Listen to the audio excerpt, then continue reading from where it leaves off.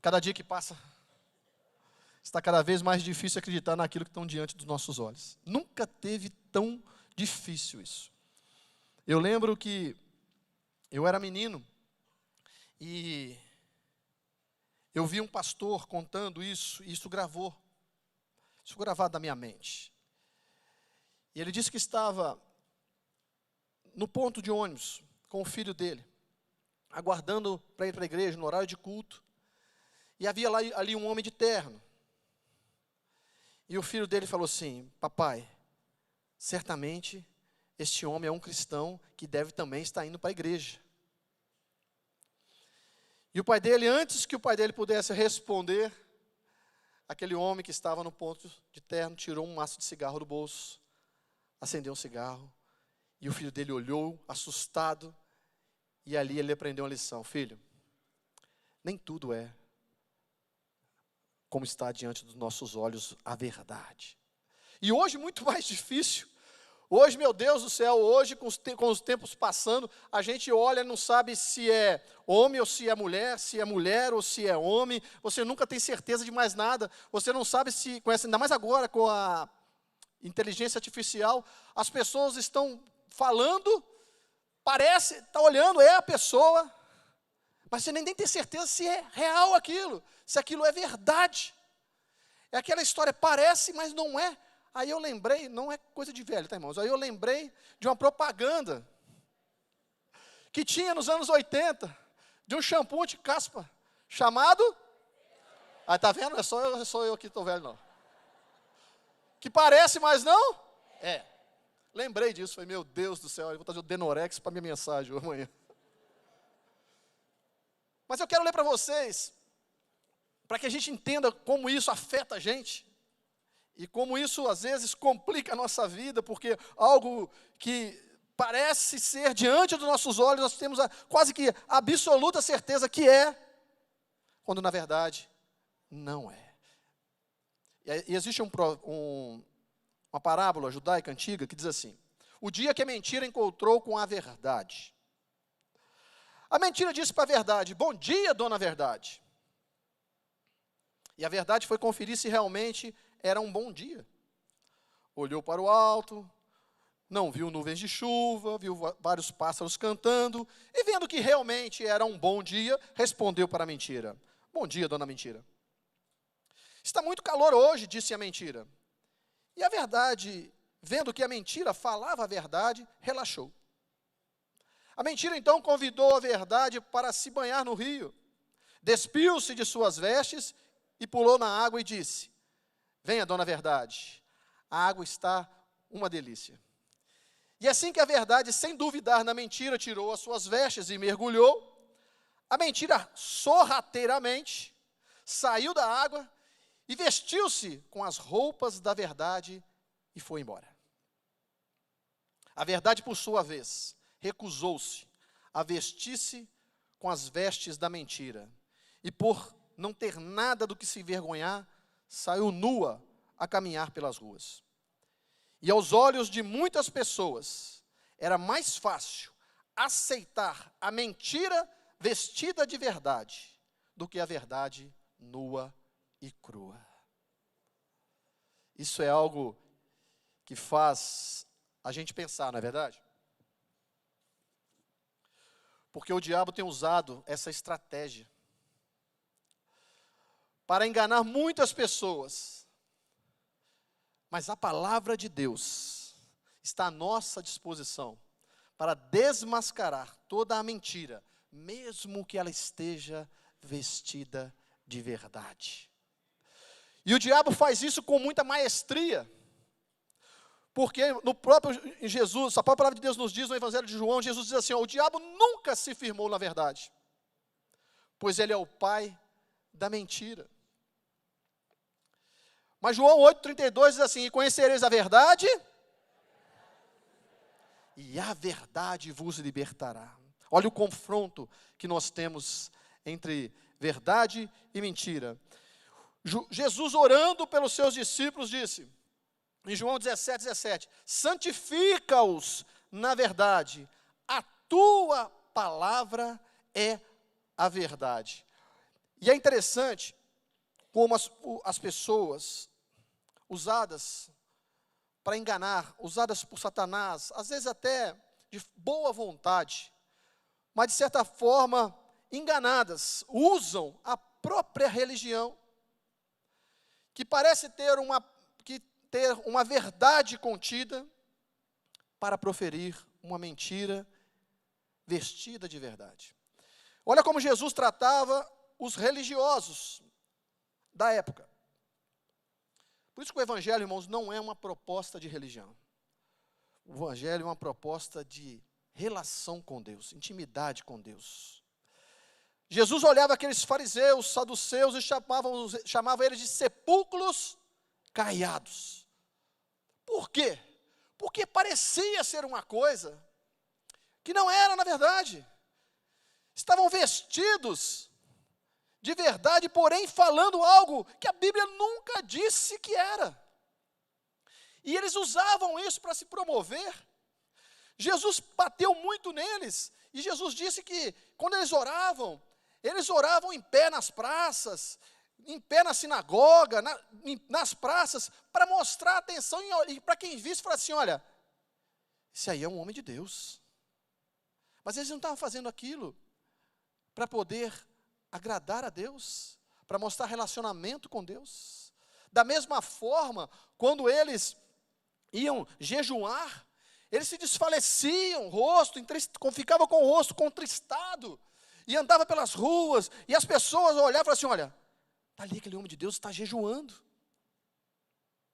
Quando eles iam dar uma oferta, eles tocavam, a Bíblia diz que tocavam trombetas, ou seja, falavam altos, coitado, vou te ajudar aqui, e tirava ali uma oferta, e entregava para aquela pessoa que estava precisando.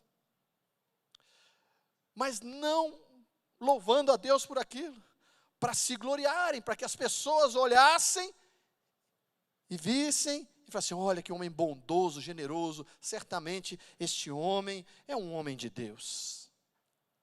Jesus chamou esse povo de sepulcros caiados. Por fora está bonito, mas por dentro está podre. E é interessante que, mesmo nós, aí eu faço uma pergunta para nós, e vou explanar um texto para dizer isso, para mostrar isso, ilustrar isso. Mesmo nós, sendo como nós somos povo de Deus, de posse da verdade, que vive de acordo com a verdade, corremos o risco de cair na armadilha, de acreditar naquilo que está diante dos nossos olhos, ao invés de crer naquilo que Deus nos prometeu. Eu quero convidar você a abrir sua Bíblia em Gênesis, no capítulo 37. É interessante a gente observar isso, porque se um homem como este passou por uma situação de se deixar enganar pelaquilo que ele iria ver, como nós devemos vigiarmos, irmãos, sobre isso?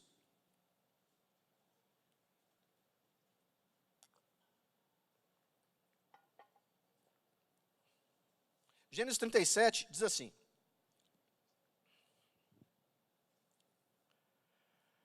Jacó habitou na terra das peregrinações de seu pai, na terra de Canaã. Versículo 2 inicia-se assim: esta é a história de Jacó. Mas se você for decorrer, eu não vou ler, porque é bastante coisa, mas eu vou resumir aqui. Esta é a história de Jacó. Mas se você decorrer aqui nos próximos versículos, nos próximos capítulos, vai falar sobre a vida de José. Mas esta é a história de Jacó. É interessante que agora no capítulo 37, tanta coisa já aconteceu com Jacó. E agora aqui no capítulo 37, no versículo 2, inicia-se assim: esta é a história de Jacó. E começa sendo José, de 17 anos, apacentava os rebanhos de seus irmãos e por aí vai. Para quem não conhece a história de Jacó, eu vou resumi-la rapidamente. Jacó era filho de Isaac, neto de Abraão. Isaac casou com Rebeca, teve 2 filhos, Jacó e Esaú.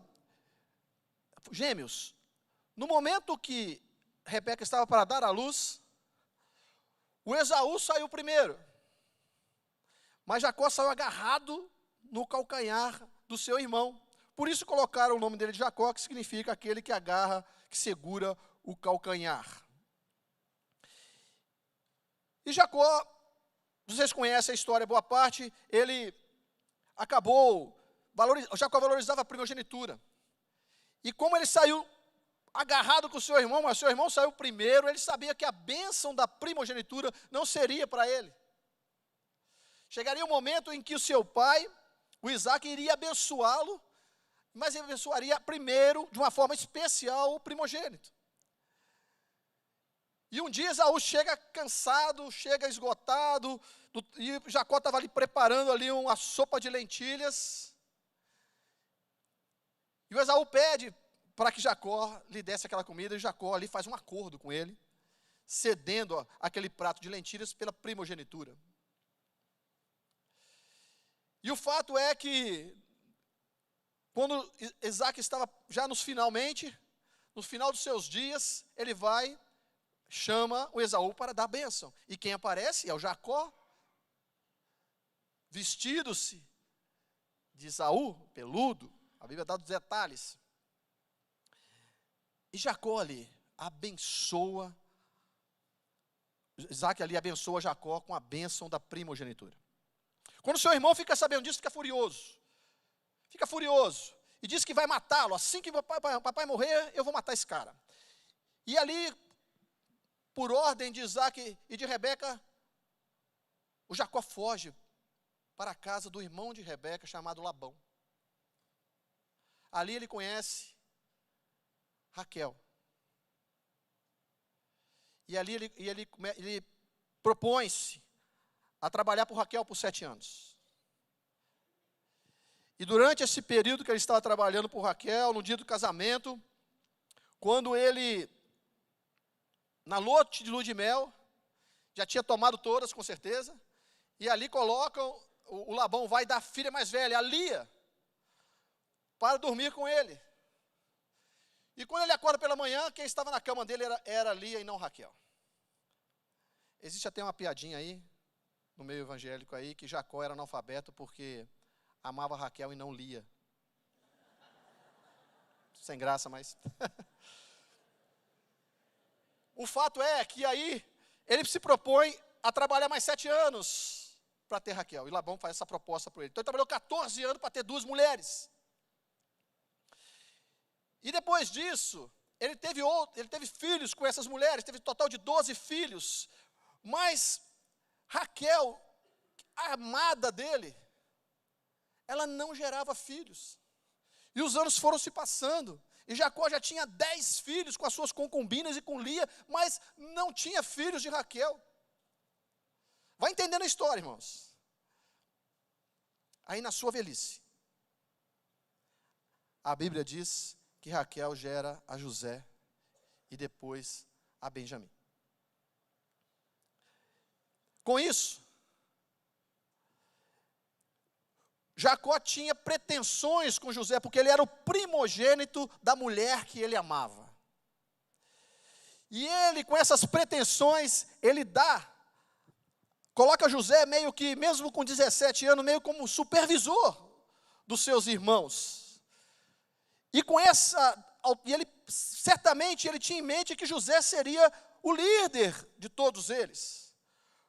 Porque José se comportava bem, e José trazia relatos que seus irmãos se comportavam mal. E Jacó fez para José uma túnica de várias cores. Aquilo era um sinal de autoridade, irmão. Não era algo barato, era algo caro. Colocou sobre José, e os irmãos dele cada vez mais o odiavam por isso, porque Jacó já sabia que Deus tinha promessas a serem cumpridas na vida dele, e sabia que seria através de José. José seria um instrumento para que essas promessas fossem cumpridas. Muito bem, quais são essas promessas? Gênesis 28 diz assim, volta um pouquinho aí. Quais foram as promessas que Deus fez para Jacó?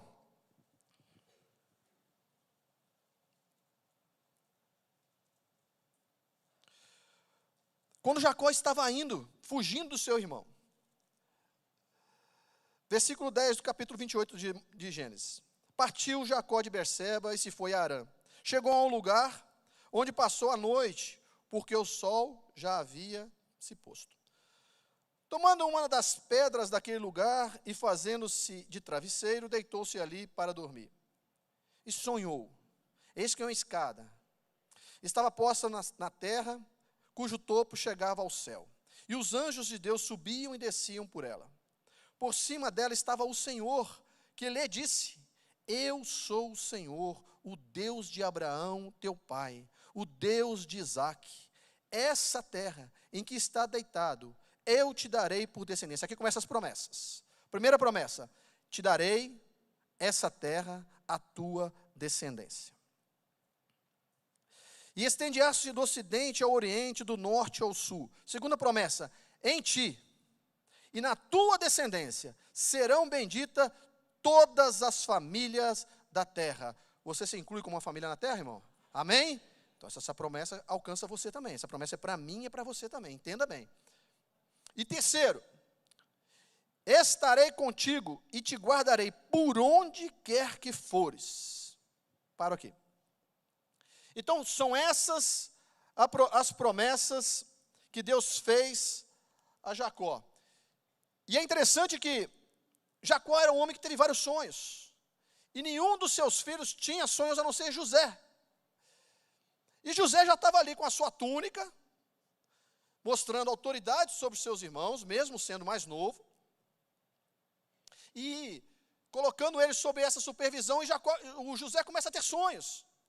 E começa a contar para os seus irmãos: olha, eu tive um sonho, me escute. Nós estávamos no campo, amarrando os feixes de trigo, e em determinado momento, os seus feixes se inclinavam sobre os meus, os 11 feixes se inclinavam sobre o meu. E os irmãos dele ficavam com mais raiva ainda dele por causa disso. Que conversa, rapaz, você está achando o quê? E eles já viam que ele estava ali com a túnica de 7 cores que o pai deu para ele. A Bíblia diz que Jacó amava mais José do que os outros.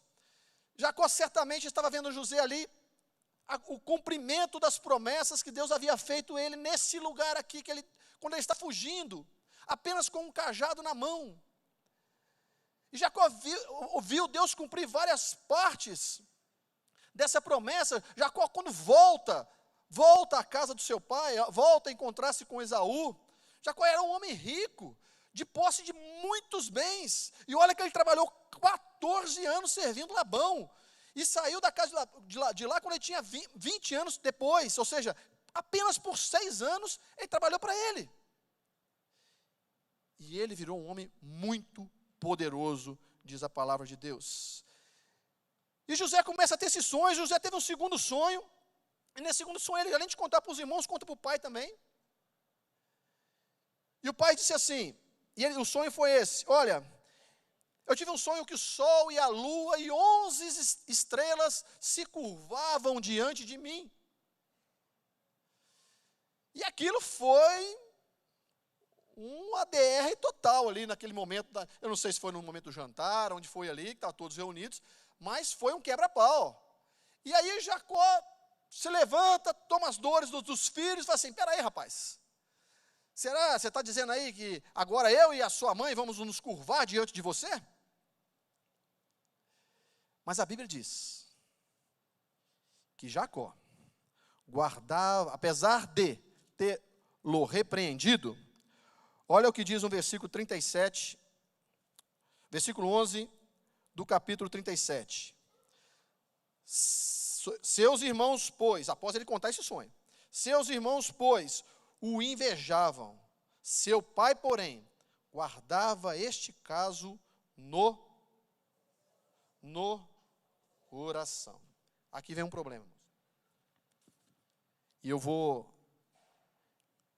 explanar esse problema um pouquinho mais na frente. Provérbios 4, 23 diz assim: acima de tudo que você deve guardar o seu coração, porque deles provém as saídas da vida. Você deve guardar o seu coração. E você vai perceber aqui que Jacó guardou no seu coração. Irmãos, nós temos uma facilidade enorme de guardar coisas no coração, ao invés de guardar o coração.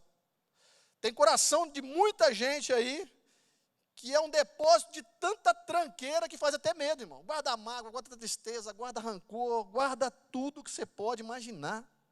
Guarda no coração. Mas a Bíblia fala, guarde o seu coração. E você vai entender por que Jacó não guardou o seu coração, mas guardou no coração. Olha só, voltando aqui, no capítulo 37, o decorrer dessa situação aí, depois desses sonhos, Jacó manda os seus filhos apacentar os seus rebanhos na terra vizinha, e depois de um tempo fala assim, José vai lá dar uma olhada nos seus irmãos. José vai lá, e chegando lá, os seus irmãos já com ódio dele, pegam o José, jogam o José no poço. Uns falam em matá-lo, mas outros falam assim, vamos vender esse camarada.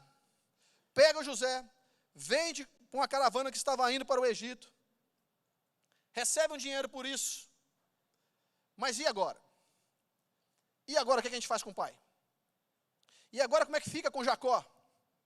E agora como é que vai ficar se José não voltar mais para casa? E aí, o que eles fazem? Pegam a túnica que tanto aborrecia a eles, aquela túnica que tanto eles invejavam, matam um cabrito, molham o sangue daquele cabrito naquela túnica e mandam um mensageiro levar até Jacó. Entenda isso. E o mensageiro chega, eles não tiveram coragem de levar, eles mandaram o mensageiro levar. E o mensageiro chega diante de Jacó e fala assim, achamos essa túnica, vê se ela é do teu filho ou não. E aí, que entro um pouco agora na mensagem dessa manhã, que ele diz assim, no versículo 33 do capítulo 37 de Gênesis, ele diz assim, ele a reconheceu e disse, é a túnica de meu filho. Olha, irmãos, primeira coisa, ele reconheceu, é a túnica de meu filho. E olha só a sentença que ele deu. Ninguém falou, essa é a túnica do seu filho, ele morreu, está aqui a túnica. Só perguntaram para ele, você que reconhece essa túnica que está aqui na frente dos seus olhos, você está vendo essa túnica? Ela é a túnica do seu filho? Sim ou não? E aí Jacó,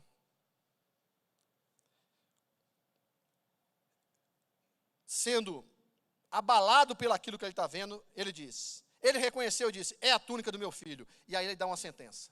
Um animal selvagem o devorou. Certamente, olha só, certamente, José foi despedaçado.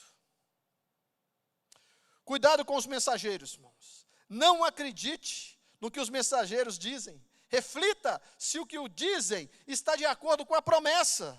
Cuidado para você não invalidar a promessa. Certamente morreu. Certamente José foi despedaçado. Se tem algo que esgota, que mina o que você ouve, é o que você vê.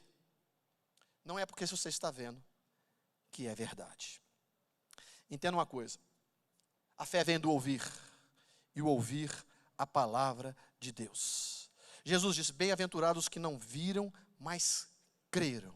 Nós fomos chamar para andar por fé e não por vista. Isso é algo que cabe a nós. Nós precisamos fazer isso. Olha só, Deus tinha dado promessas maravilhosas. Jacó tinha certeza que José seria o avanço, o cumprimento dessas promessas. Certamente foi. Porém, quando aquela túnica manchada de sangue chega nas mãos de Jacó, ele não somente dá uma sentença, mas cria um cenário catastrófico. Olha só, eu lembro, vou contar uma experiência aqui minha, eu lembro que, eu já falei isso algumas vezes aqui, mas talvez alguns não recordam. Eu lembro que Deus tinha feito uma promessa para nós quando nós morávamos em Minas ainda. E nós viemos para cá, Deus nos tirou lá de uma forma extraordinária, uma cidadezinha pequena lá em Minas. Deus tinha uma promessa de coisas grandes para nós aqui neste lugar. E nós viemos, e Deus abriu uma porta, numa multinacional aqui, e nós começamos a trabalhar nessa multinacional. E assim que nós começamos a prosperar ali, trocou-se o diretor. E o diretor que entrou, ele só mudou as cadeiras lá. O diretor que cuidava do setor de transporte foi para uma outra área e entrou esse outro diretor no setor de transporte, mas ele era funcionário antigo da empresa. E ele entrou e saiu, no mesmo dia que ele entrou, ele fez uma carta de rescisão, como se fosse um aviso breve, dizendo para alguns transportadores, a grande maioria, que após 30 dias, eles seriam desligados, não prestariam mais serviços para a empresa. Quando aquela carta chegou nas minhas mãos, eu confesso para os irmãos que me deu muitos pontos de interrogação na cabeça. Falei, como assim, Deus? E agora? Fizemos tanto investimento, mudamos de Minas para cá, e nós estamos aqui nessa batalha aqui, mas sendo tão abençoados, como de repente, do nada, cessa. Simplesmente agora chega essa carta para nós. E aquilo abalou todos nós. Nós somos uma família familiar, uma empresa familiar. Abalou todos nós estávamos começando, irmãos. Começando. Tínhamos feito dívidas para poder assumir de posse daquela palavra que nós tínhamos recebido. E passamos ali a orar, a buscar o Senhor. Mas no meu coração e no coração da minha família, a gente não acreditava que aquilo iria acontecer. Tanto que nós trabalhamos até o último dia do que aquela carta permitia que trabalhássemos. Muitos, eu estou falando muitos mesmo, nós tínhamos mais de 80 empresas prestando serviço. Muitos foram desistindo, saindo, porque a carreta era da empresa, só o cavalinho era nosso. E foram desengatando a carreta e foram levando seus caminhões para embora, outros entregaram para o banco, outros venderam, outros foram procurar outro serviço, mas não estava fácil. Foi a porta que Deus havia aberto, porque senão nós não teríamos como fazer o compromisso que nós fizemos para mudar para cá. No último dia, eu falei, Senhor, eu lembro que eu estacionei a carreta no pátio. Peguei o documento da carreta e fui até o departamento no 30º dia. Até no último momento. E quando eu cheguei lá, naquele departamento, o gerente, mudou o diretor, mas o gerente continuava o mesmo. Eu cheguei diante do gerente com a carta, e o documento da carreta, e coloquei assim na mesa dele, e falei para ele assim, Roberto, eu quero te agradecer aqui por esse tempo que nós ficamos aqui, foi curto, mas você foi parceiro.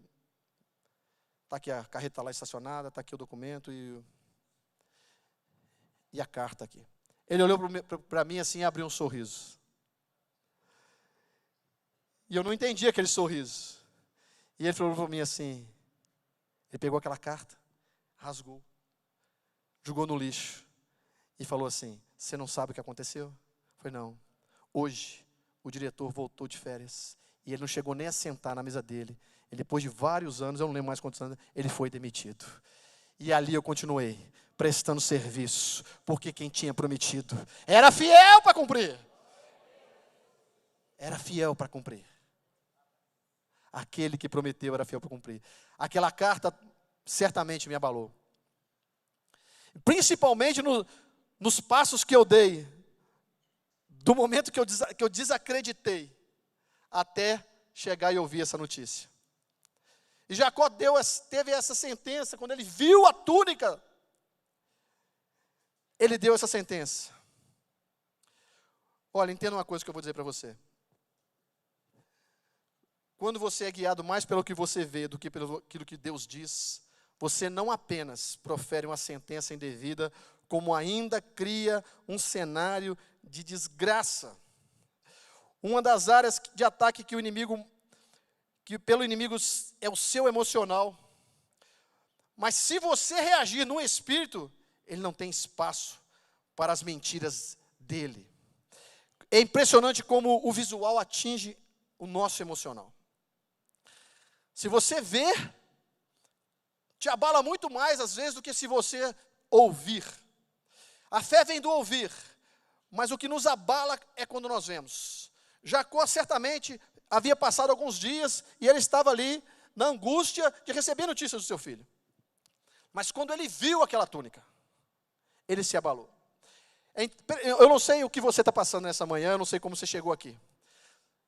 Certamente você tem situações na sua vida que você está te mexendo com você, de acordo com algo que você tem visto.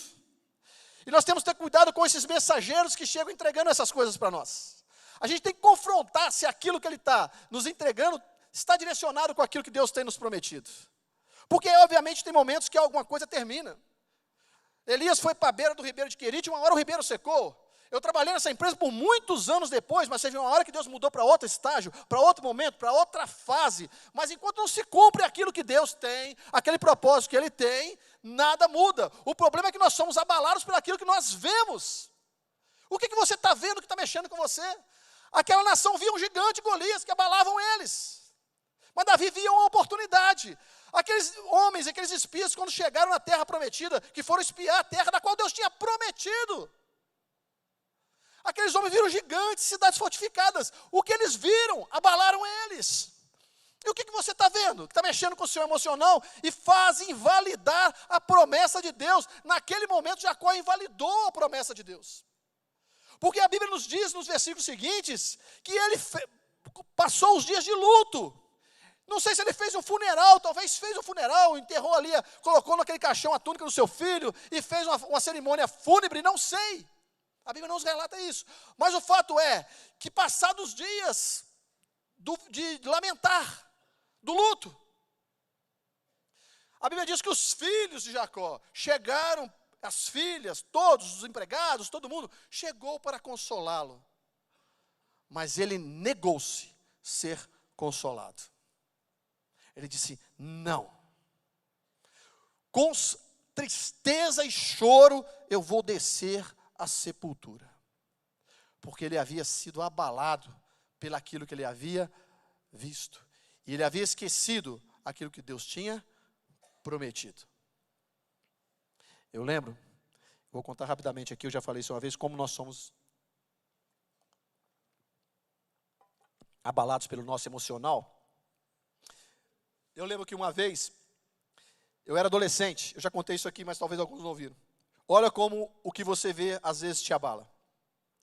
Eu lembro que uma vez, eu estava fui descarregar um caminhão, eu era um adolescente, fui com um amigo do meu pai descarregar um caminhão, e ajudei ele a dirigir, e nós fizemos a descarga, lá numa cidadezinha no interior, no sul da Bahia. Depois, um calor terrível, depois que nós terminamos de descarregar, fui para o posto de gasolina, abastecer, e tomar um banho, refrescar um pouco daquele calor, tirar aquela sujeira. E embaixo da lanchonete havia um banheiro. No porão, descia-se uma escada do lado da lanchonete e entrava-se assim, pelo lado de fora da lanchonete, entrava-se um banheiro. O banheiro, irmãos, ele não tinha nem chuveiro, era um cano que nem era cano, saía direto da parede, o tucho d'água. E eu lembro que, aliás, eu nunca vou esquecer, como nós somos abalados visualmente, você tem que ter cuidado com isso. E eu entrei ali, e abri a água e apertei o botão da luz, e a luz não acendeu. Mas a porta era a porta que tinha uns 30 centímetros para se fechar em cima, uns 30 para fechar embaixo, estava só no meio ali, então tinha claridade, estava um sol ainda, final de tarde, mas tinha um sol ainda forte. E eu estava ali tomando banho, tranquilo, me refrescando ali naquela água. Quando, de repente, a luz acendeu. Porque eu tinha deixado o botão apertado. Quando a luz acendeu, irmão, eu não sei dizer porque eu não fui conferir pessoalmente, mas o que tinha de sapo ou rã naquele banheiro era absurdo. E aquele momento que era uma tranquilidade para mim foi um desespero, irmãos. Eu saí dali correndo ali, fui terminar de tomar o banho na mangueira do posto de lavar os para-brisas dos caminhões. Entendeu? Se aquela luz não tivesse acendido, eu tinha tomado meu banho sossegadamente. Mas quando aquela bendita luz acendeu, eu entrei em desespero. Por quê? Porque eu fui emocionalmente impactado pelaquilo que eu vi. Estão me entendendo? Diga amém, por favor. Olha só a situação. Confronte as promessas do Senhor com todas as suas emoções. Jacó se recusa a ser consolado e passa os próximos 22 anos em luto, tristeza, descrente das promessas de Deus. Olha, preste bem atenção nisso que eu vou falar. O que Deus prometeu, Ele garante o cumprimento. Mas como você vai se comportar enquanto não se cumpre a promessa, é decisão sua. Se você comportar-se como se Deus tivesse esquecido, isso não vai impedir dele cumprir, mas vai fazer você sofrer até que você veja cumprido. Olha só a situação, irmãos. Deus estava trabalhando na vida de José. Deus estava conduzindo José ao cargo mais importante que haveria naquele império. Deus estava conduzindo José a ser o governador de toda a nação, de todo o império egípcio. Deus está lá trabalhando e Jacó está chorando. Deus está lá trabalhando e Jacó está sofrendo. Deus está lá trabalhando e Jacó está se recusando a ser consolado. Tudo isso, porque ele, além de tudo, ele sentenciou algo para a vida dele. E o tempo passou, e vocês conhecem a história. José se tornou o governador de toda aquela nação. E houve fome na terra. Até aí já se passaram 22 anos. Houve 7 anos de fartura. Depois mais 2 anos de fome. No segundo ano de fome, os irmãos de José descem ao Egito. José encontra com eles. Faz ali um esquema ali que eu não vou contar, porque os irmãos já sabem ali, que ele se coloca ali. Pergunta se havia aí, o pai dele estava vivo ainda. Tratou os irmãos como se fossem espias. Fez ali uma artimanha ali para poder se aproximar deles e colher informações. Para saber se o pai dele e se o irmão dele, o Benjamim, ainda estava vivo. Porque ele viu todos os irmãos ali, menos o Benjamim e menos o seu pai. E depois de um tempo, uma história linda, José se revela aos seus irmãos, choram ali todos juntos ali, é algo emocionante de você ler, de você ver, e imaginar a cena. O fato é que, depois disso, José fala assim, se revela aos seus irmãos e fala assim, eu quero que vocês tragam meu pai. Eu quero que vocês tragam o papai para cá. E olha, e entenda o que aconteceu. Eu quero ler com vocês aqui, o 45, 23.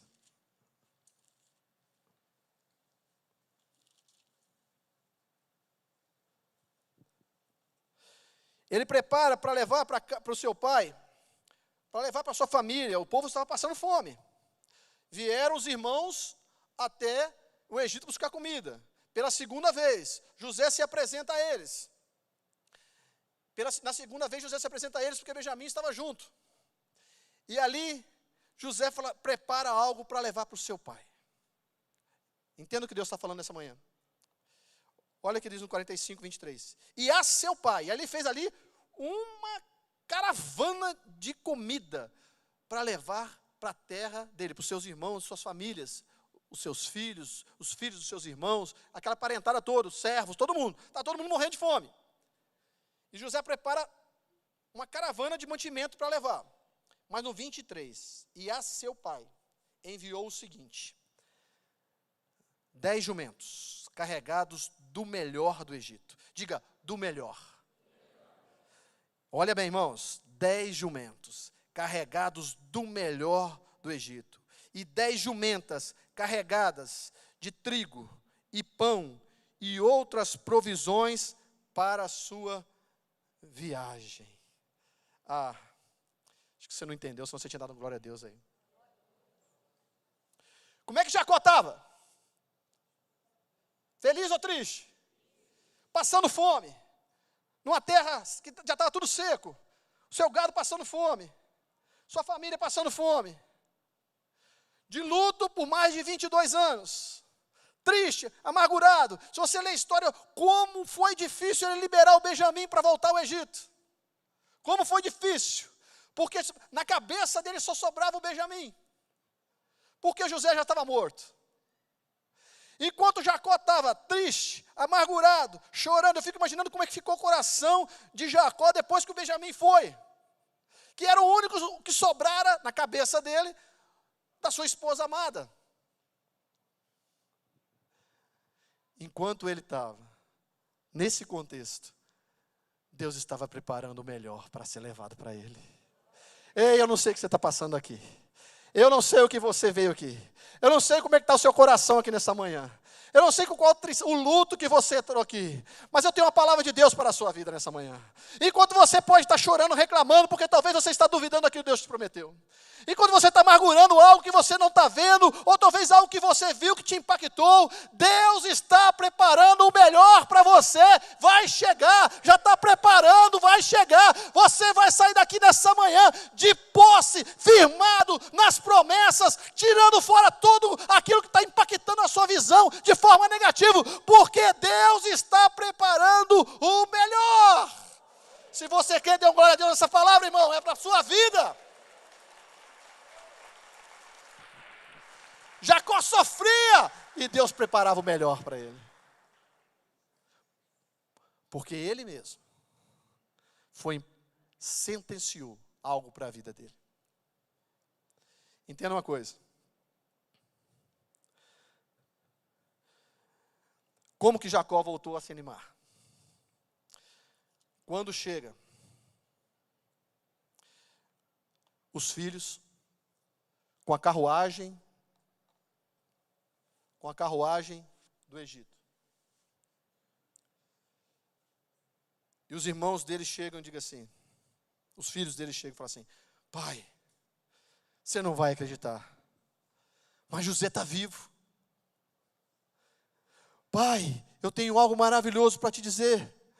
Além de José estar vivo, ele é o governador de todo o Egito, pai de todo esse império. Ele é o governador de tudo, ele governa tudo, só está abaixo de Faraó, pai. E a Bíblia diz que Jacó não acreditou.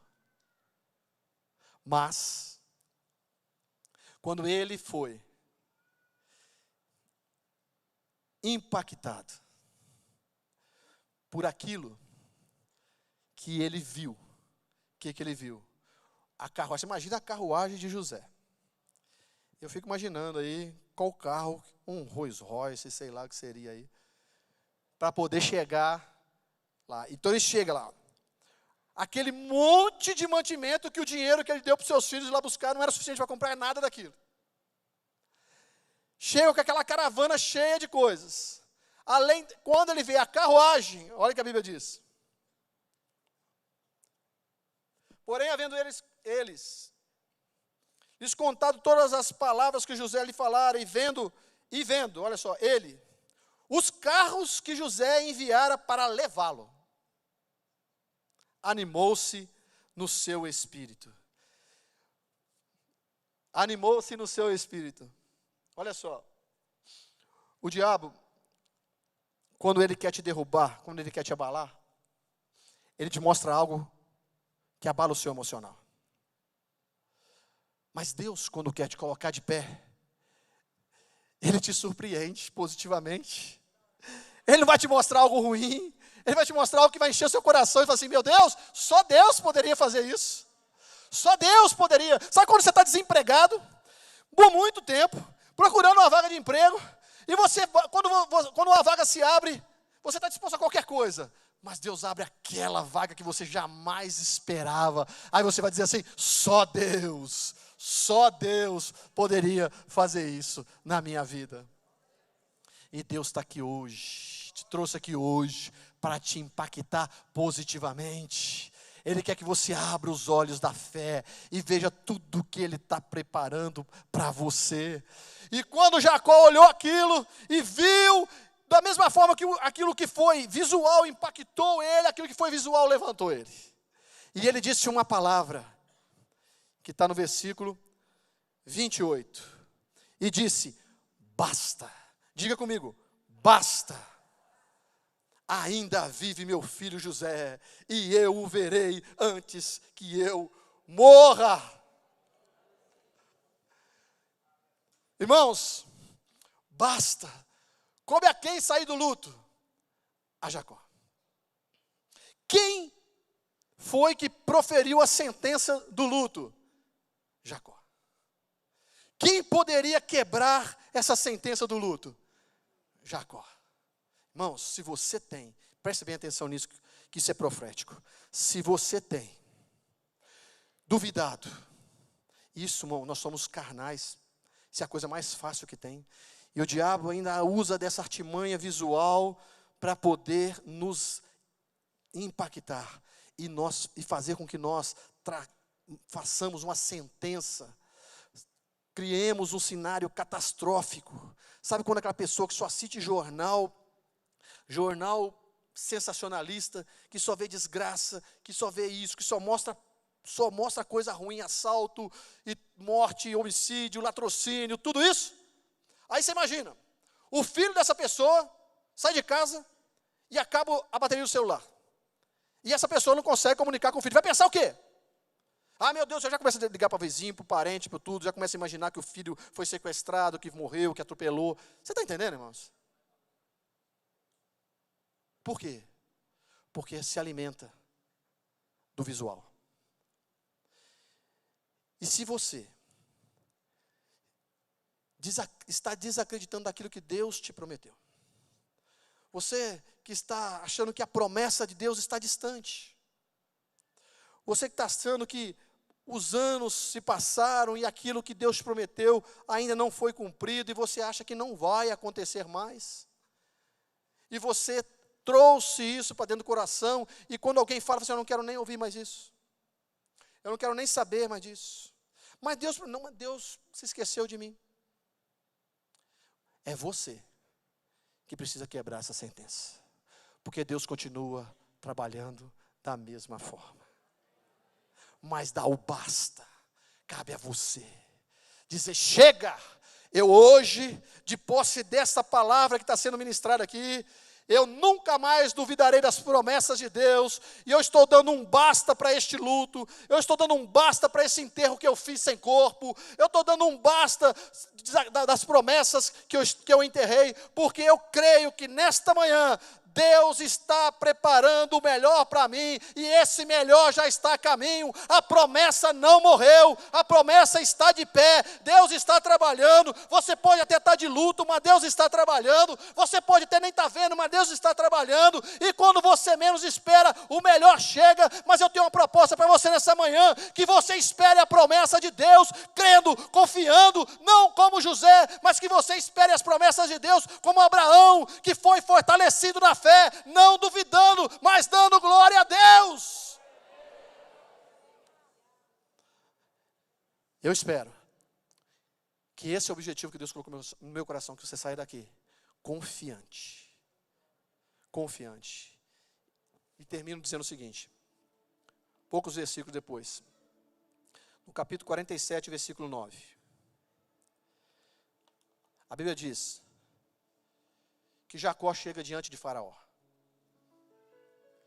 Já tinha visto José, é lindo eu ver essa história, abraçado José, beijado José, José pendurou no pescoço dele. Oh, irmãos, deve ter sido a cena mais linda e emocionante, que eu me emociono quando eu fico imaginando esse contexto. E José leva Jacó até a presença de Faraó. E fala para Faraó, esse aqui é o meu pai. Faraó fez uma pergunta para ele. 47:8. Então perguntou Faraó a Jacó, quantos são os dias dos teus anos? Quantos são os dias dos anos da tua vida? Pergunta para ele, quantos anos você tem? Olha a resposta de Jacó no versículo 9. Respondeu Jacó, os anos das minhas peregrinações são 130, poucos e maus foram os anos da minha vida. Poucos e maus foram os anos da minha vida. Alguém com 130 anos pode dizer que os anos são poucos? Mas ele disse, sabe por quê? Porque os anos de vidas não são contados pela idade, mas são contados pela qualidade que você vive. E ele disse que foram poucos e maus. Por quê? Porque ele passou muitos anos de luto, chorando, lamentando, esqueceu tudo de bom, não passou os anos confiado, esperando na promessa. Deus prometeu que de mim será feita uma grande nação. Deus prometeu que através de mim a minha descendência será como a areia do mar. Deus prometeu que através de mim benditas serão todas as famílias da terra, abençoadas serão todas as famílias da terra.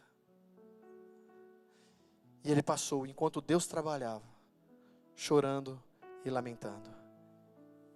E diante de Faraó, ele coloca essa situação. 130 anos, poucos e maus. Eu queria pedir para o louvor subir. Quero pedir vocês se colocarem em pé.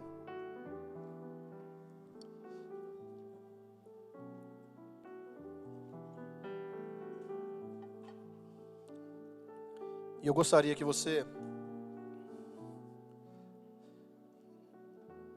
prestasse atenção no a primeira estrofe e o coro desse louvor. E após, depois nós continuaremos, mas eu vou fazer um convite para você assim que terminar. Cadê? Todos vão cantar isso aí? Tá bom. Nós vamos cantar a primeira estrofe e o coro. Você segura, eu vou fazer um convite e depois você continua. Preste atenção nessa palavra que Deus tem para a sua vida. Parece mesmo que esse dia nunca vai chegar. Parece mesmo que suas promessas eu não vou viver. Possuir a terra onde a honra, leite e mel, com meus filhos ao redor, com suas bênçãos sobre os meus.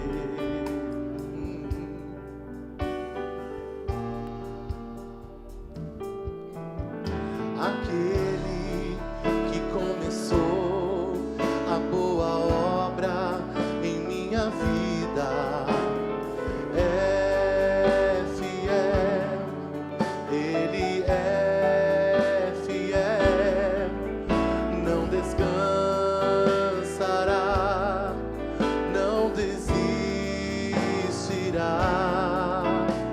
enquanto não houver terminado. Não vivo do que vejo, mas vivo do que creio. Sim, Ele é fiel, sim, Jesus é fiel. Eu não morrerei, antes viverei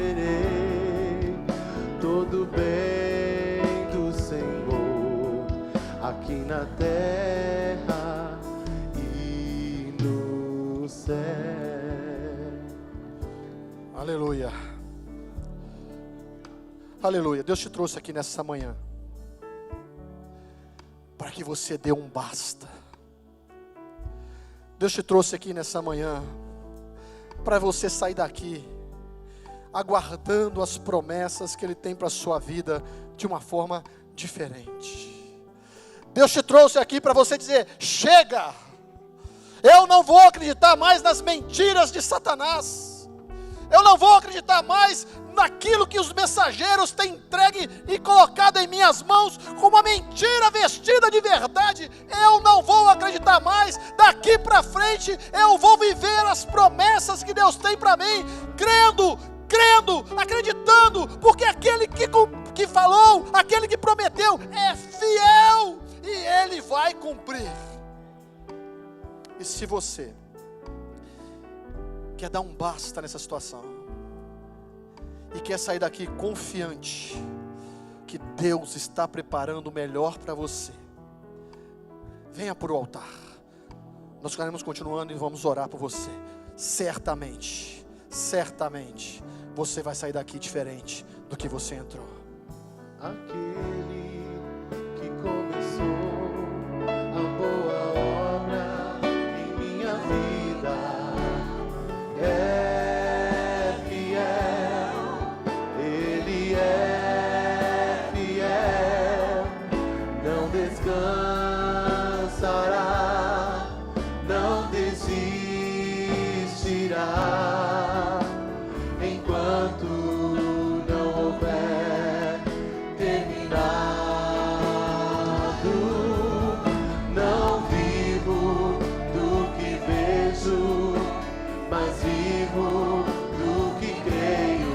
Sim, Ele é fiel, sim, Jesus é fiel. Eu não morrerei, antes viverei todo o bem do Senhor aqui na terra e no céu.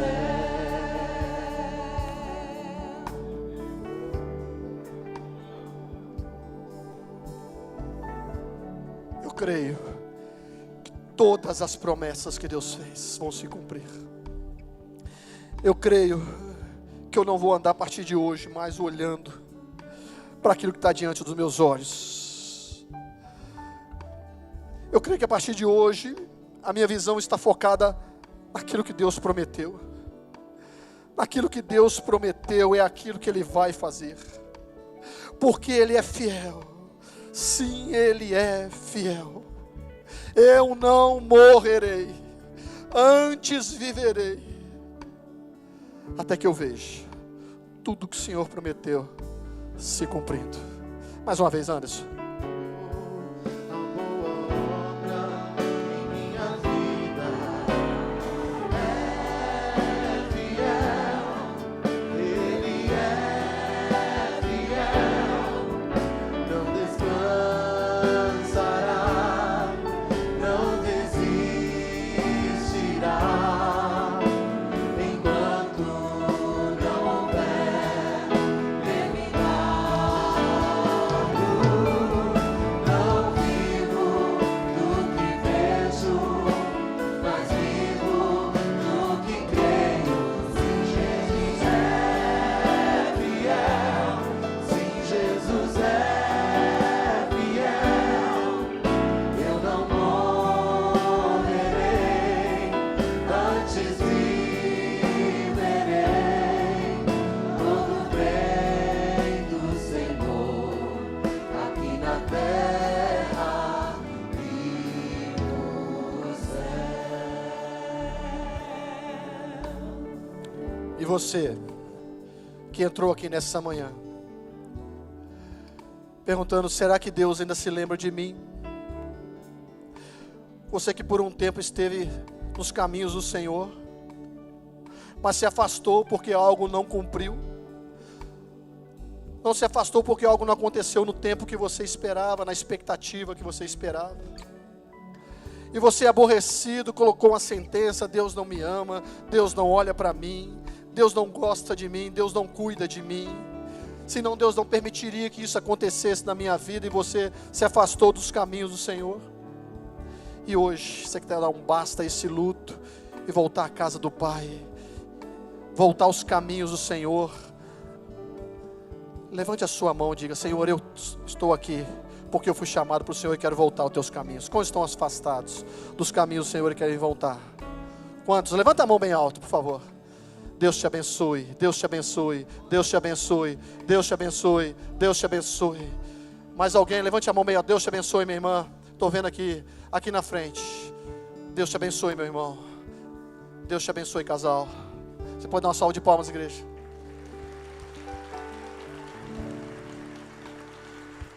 E você que nunca pediu para o Senhor cuidar da sua vida. Você que nunca fez a confissão, dizer: Senhor, eu digo sim para o Senhor. Eu digo sim porque eu sei que o Senhor tem promessas para a minha vida. Deus só faz promessa, meu querido, para aquele da qual confia nele. Entrega o seu caminho a Ele. Isaías diz que Deus trabalha somente para aquele que nele espera. Talvez você tenha levado uma vida sozinho, sem esperar nas providências de Deus, sem esperar no agir de Deus, mas Deus te ama e te trouxe você aqui nessa manhã, porque Ele quer fazer parte da sua história. Ele quer escrever uma história nos caminhos dele daqui em diante. Deus tem para você algo que você não imagina. Deus tem para você algo tão especial que você não consegue nem sequer imaginar aquilo que Deus tem preparado para você. Mas tudo isso começa com um sim. Sim para Deus, sim para Jesus, não para a minha vida, não para o meu eu, não para aquilo que eu acho que eu faço, mas sim para aquilo que Deus pode fazer por mim.